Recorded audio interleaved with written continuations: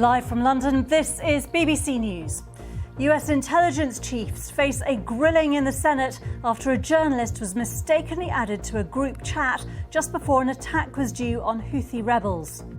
Your question was, have I participated in any other group chats sharing classified information? To be clear, I haven't participated in any signal group messaging that relates to any classified information. Well, this is the scene now live at that Senate hearing. We will bring you the latest. The United States says Russia and Ukraine have agreed to stop attacks on shipping in the Black Sea after fresh talks.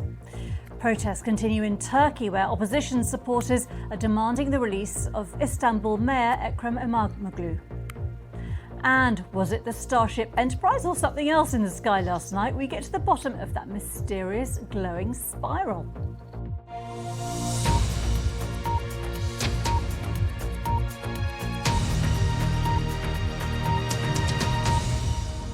Hello, I'm Geetha Gurumuthu. Thanks for being with us. President Trump is backing his national security advisor, Mike Waltz, who allegedly invited a journalist onto a messaging group where top officials shared plans for airstrikes on Houthi rebels in Yemen. Speaking to NBC, he said Michael Waltz has learned a lesson and he's a good man. President Trump called it a glitch and said that a staffer of Waltz was to blame. Both the CIA Director, John Ratcliffe, and the Director of National Intelligence, Tulsi Gabbard, insist that the chat was not classified and that they were permitted to use the chat on Signal. Well, this is the scene live as US intelligence chiefs are being grilled by the Senate Intelligence Committee over that secret airstrike chat. Democrat Vice Chairman of the committee has claimed that the incident was not a one-off, but part of a pattern that was undermining US credibility. The journalist in question is this man, Jeffrey Goldberg, editor-in-chief of the US news magazine The Atlantic. In an article that he's written titled "The Trump Administration Accidentally Texted Me Its War Plans," Mr. Goldberg revealed how he was mistakenly added to the group chat on the messaging app Signal, which included all of the top national security team. The CIA Director, John Ratcliffe, has confirmed he was part of a leaked group chat under questioning by Senator Mark Warner, but said that no classified information had been shared. My communications, to be clear, in a Signal message group were entirely permissible and lawful and did not include classified information. Well, we will make that determination, because if it's not classified, share the text with the committee. You know, let me go on. Director Gabbard, you are the security executive and set access guidelines for classified information. Did you contact the defense secretary or others after this specific military planning was put out and say, hey, we should be doing this in a SCIF? There was no classified material that was shared in that. So then if there's no classified material, share it with the committee. You can't have it both ways. These are important jobs. This is our national security. Bobbing and weaving and trying to, filibuster your answer. So please answer the question. If this was Director Gabbard, if this was a rank and file intelligence officer who did this kind of careless behavior, what would you do with them? Senator, I'll reiterate that there was no classified material that was shared in that. Ma'am, if there's no classified materials, share. And then if there's no classified materials, then you can't even answer the question whether you're on the chat. This is strangely familiar, and I think my colleagues will remember, when you couldn't answer the question, is Edward Snowden a traitor? Ma'am, I have serious doubts about anyway. Director Gabbard, I'm going to give you this. Tweeted just 11 days ago, and I'm quoting you, "Any unauthorized release of classified information is a violation of the law and will be treated as such." So if this information is classified, what are you going to do? Senator, 2 points here. First of all, there's a difference between inadvertent release versus careless and sloppy, malicious leaks of classified information. The second point is there was no classified information that was on the information. Signal Committee group should chat. get that information. Director And the Patel, National Security Director Council Patel, my time's about out, and I'm going to use my 12 seconds that the chairman gave me. Director Patel, has the FBI launched any investigation of this? Senator, I was just briefed about it late last night, this morning. I don't have an update. I would like to get an answer by the end of the day.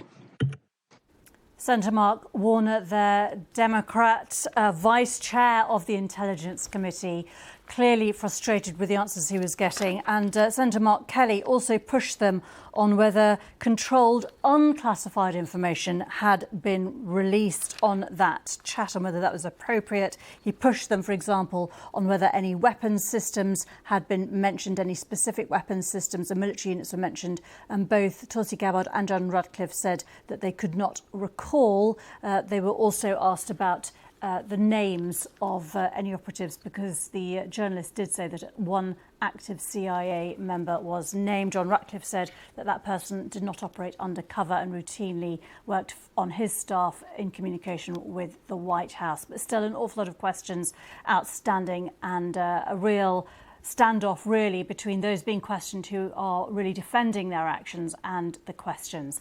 Let's get more with Nomia Iqbal, our North America correspondent. And Nomia, this is really about protecting American safety and security and global security for America's allies, and crucially those who work on the ground, if specific operational details and information and names were released.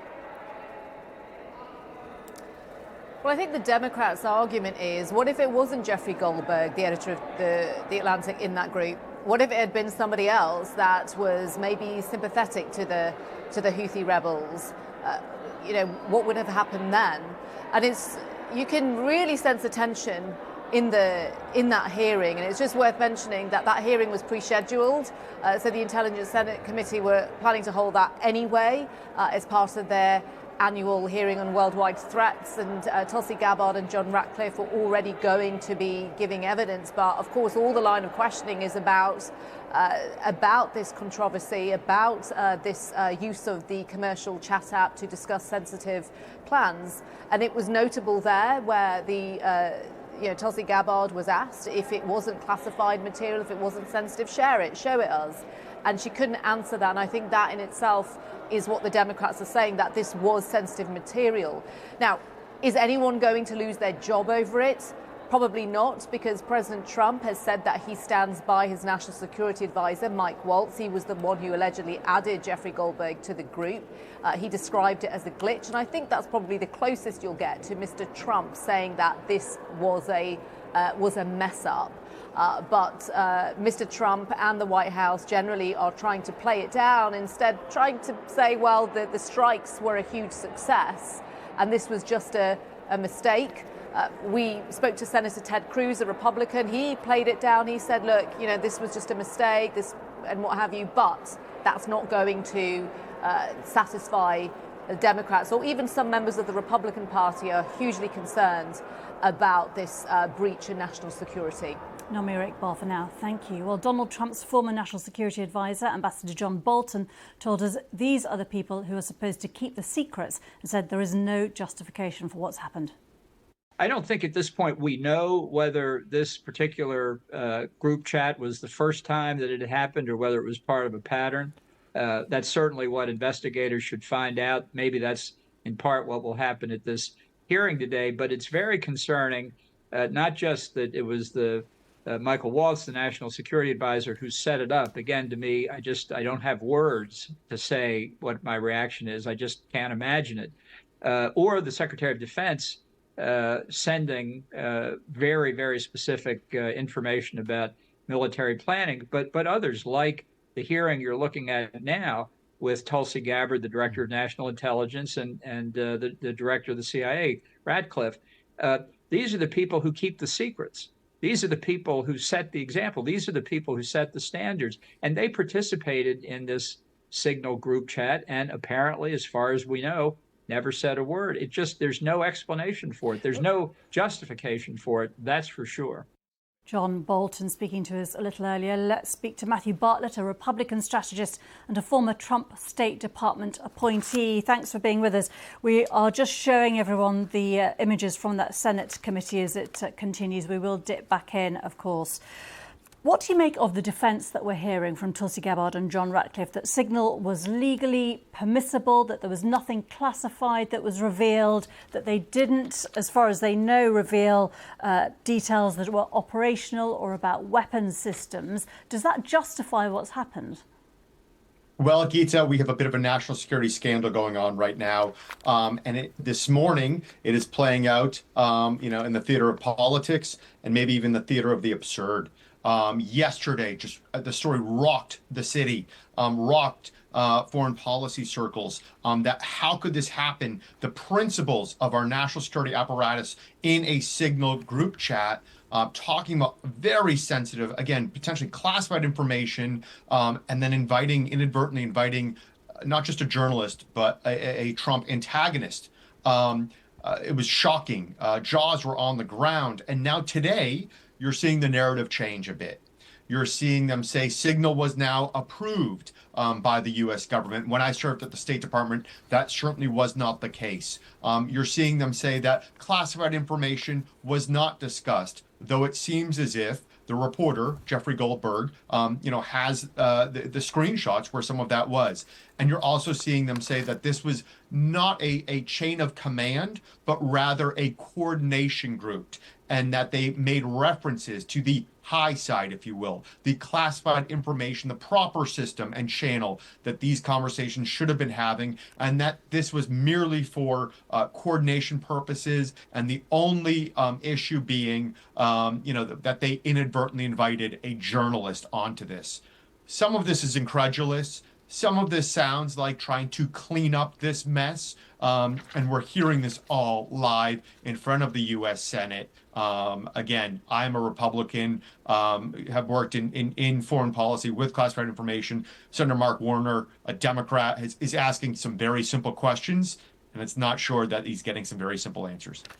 Does this imply that other governments, like the British government and many others allied to the US, have to really think about intelligence sharing? Because if they're saying that Signal is fine and legal and permissible to use, that is going to cause a huge level of concern around the world, isn't it? Unclear, and a valid point, Geeta. Very, very, to your point. I think we need to look at, how they were communicating, Signal, and if this is okay for, sensitive but unclassified information. That's one thing. Intelligence sharing, should, be a level set with all countries. But there are a couple of other things I would point out. One is that Steve Witkoff, the president's special envoy, was actually in Moscow, in Russia, meeting with Vladimir Putin while he is in this Signal chat.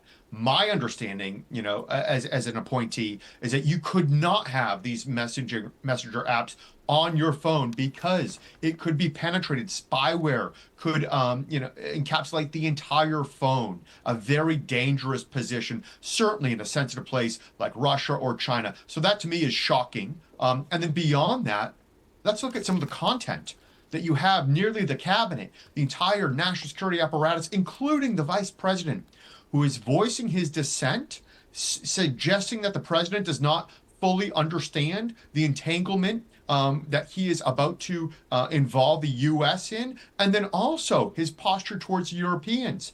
So all of this is beyond perplexing, beyond problematic, aside from the fact of the security concerns, as well as the notion of, out of 333 Americans, inviting Jeffrey Goldberg, again, an antagonist journalist, to witness all of this. Matthew, can I just ask you very, very briefly, if I can? The Justice Department and the FBI, is there any possibility that they might launch any investigation into this? Kash Patel was asked about that, and he sort of deferred on that, saying that he'd only just had the details of what had happened today. Trump has said that a staffer was to blame for adding the journalist in the first place. I mean, do you think anyone will take responsibility and anything will change as a result of what's happened? Unclear. Good questions. It seems as if the posture is there is no harm, there is no foul, there will be no repercussions. This was not classified. We will see as this story develops. Last night, there was a notion that Mike Waltz may have to resign for this. Also, why is he contacting or even in communication with Jeffrey Goldberg? That seemed to be alarming to the MAGA base. But right now, it's unclear to say if one person, should not have been doing this. Are all 18 implicated? The White House clearly wants to move on from this story, issue their statements that nothing illegal happened here, and continue on. Matthew Bartlett, many thanks indeed. Well, interestingly, in the last hour or so, we've had a statement on Ukraine from the White House, who say that Russia and Ukraine have agreed to ensure safe passage for commercial shipping and stop military strikes in the Black Sea. This is a tape replay of President Zelensky speaking just a short time ago, but giving some details on that agreement. He said a truce covering the Black Sea and energy infrastructure was effective immediately on Tuesday. This is according to Reuters, and that he would be seeking more weapons and sanctions on Russia from Donald Trump if Moscow broke the rules. The United States had earlier said it made separate deals with Kyiv and Moscow to ensure safe navigation. I should say that we're also hearing from Vitaly Shevchenko saying that a Kremlin statement on the Saudi talk says the agreement to ensure safe Black Sea shipping only comes into force after sanctions are lifted from Russian banks involved in international trade in food and fertilizers, and they are fully reconnected to SWIFT. So we will try and get some clarification on that in the next few minutes for you. But this comes after those talks in Saudi Arabia. Ukraine has agreed to stop using military force in the Black Sea, but insists that any movement of Russian naval vessels would be a violation of the agreement. The US says Russia and Ukraine have agreed to develop measures to implement a ban on strikes against energy facilities, and the US will help to restore Russia's access to exporting agricultural and fertilizer products and enhance access to ports. So some questions still about when and how that agreement might come into force, but we will try and get some clarity on that for you around the world and across the UK. This is BBC News.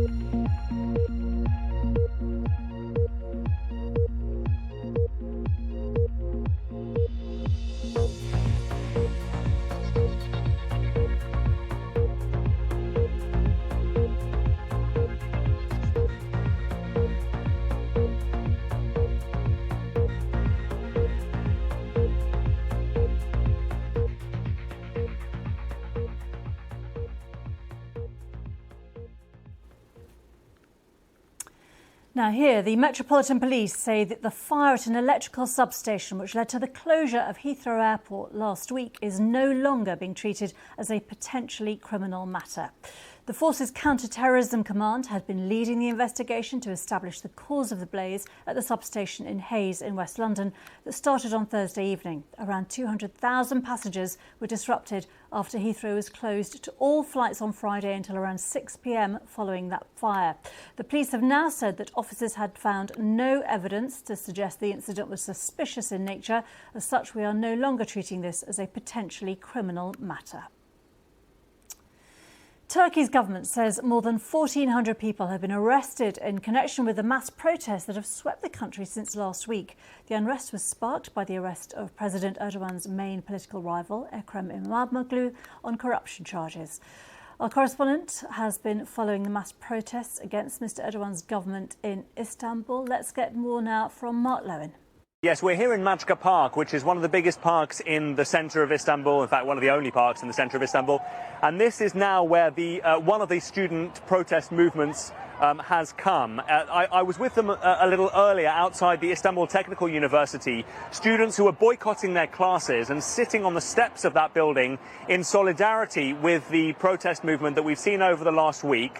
Remember, that was sparked after the arrest of Ekrem İmamoğlu, the mayor of Istanbul, on charges of corruption and bribery, which his supporters say are completely politically motivated, because he is actually the only credible opposition to President Erdogan, and so was arrested for that reason. And now protesters have come here into this park. They've been chanting slogans against President Erdogan, in support of democracy, against what they call dictatorship. And they say these protests are going to continue night after night until Imamoglu is out of jail, and frankly, they say, until Erdogan is out of power. And yet the president is digging in, calling the protesters evil, accusing them of street terrorism, and at the moment it is a growing standoff between the two sides, with no sign of who is going to blink first. Let's discuss this all with Andrew Finkel, because he is a journalist who knows President Erdogan well. In fact, he was the first foreign journalist to interview Recep Tayyip Erdogan when, in the 1990s, before he was even mayor of this city and long before he became prime minister. Andrew Finkel, very good to talk to you. You know Mr. Erdogan very well. Is he the kind of man who is going to bend to these protests, and how threatened does he feel? Well, I think he must feel threatened, but he's not a sort of person who tries to bend before pressure. I mean, I can recall talking to him once, and he said, people expect me to be tough. They expect this sort of harsh treatment. And we've seen before with various protests and various movements against him that he gives them a little bit of rope and then he clamps down hard on them. So last night we saw what was meant to be the penultimate protest in front of the municipality in Turkey, hundreds of thousands of people there. But when they tried to disperse, they were roughly treated by the police. Tonight is meant to be the last night of that protest, and we'll see where the opposition goes on from there. You talk about the last night of the protests in front of City Hall, which is where Ekrem İmamoğlu should be working, although he's now in jail. But the CHP, as you say, says that they want to kind of give the protest space back to students and other segments of society. So how do you see this developing? Do you see this continuing to grow if it does not have that political leadership of the CHP opposition party? Well, the CHP is trying to take charge of this protest, and they've promised some surprise. Now, the weekend is going to be a holiday. It's the Ramadan holiday in Turkey, and I imagine they couldn't believe that they could sustain a mass protest in front of the municipality during a holiday season. But they have said that there's going to be a surprise for the prime minister, for the president, and they've also called on a boycott of firms which are meant to, or which are sort of ideologically close to the president.